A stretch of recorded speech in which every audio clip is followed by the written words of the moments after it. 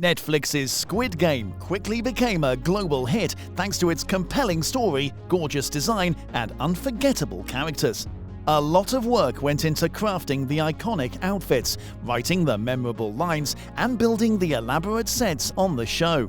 Here are 5 mind-blowing behind-the-scenes facts about the show. Let's go! The show was meant to be a movie. It's hard to imagine the popular show crammed into less than 2 hours as a movie, but you'll be shocked to learn that this was the initial plan.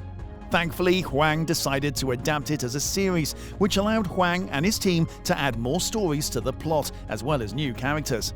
One of the characters he added who wasn't in the original script was Jun-ho, played by Wi Ha-jun. The idea came to Hwang over a decade ago. Hwang highlights a fascinating fact about the show in his interview with the Wall Street Journal. The director first started writing the series over a decade ago, back in 2008, which happened to be a time when his own family was in a lot of debt. He drew from his own experiences with his family's financial burden and his love for comic books while writing his story. His script for Squid Game kept getting rejected by local studios who found it too violent. That is, until Netflix picked it up because they thought the class struggles outlined in Hwang's work spoke to reality. The machine tugging on the other end of the rope in Tug of War. If you were impressed by how realistic the characters' struggles were during the tug of war round, you may be surprised to find out that it's because the game felt real to the actors. Hwang reveals that a machine was pulling from the other side during the scene, which made it extremely difficult for the actors to fight back. He recalls how Lee and the other players tugging on the rope were all worn out. Lee, who has starred in several action films like The Last Witness and Typhoon, told the director that out of all the action films he's shot, this is the most difficult scene he's ever done. Hwang even jokes about Lee almost getting knocked out during filming. The guards were originally supposed to wear Boy Scout uniforms.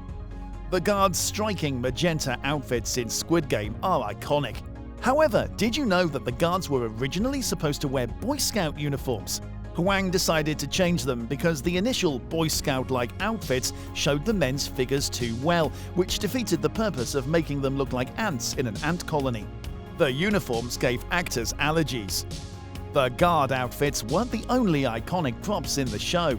The green uniforms were also pretty cool. However, it wasn't easy for the cast to film in, with Hwang recounting how the actors really struggled during the scenes in the dormitories.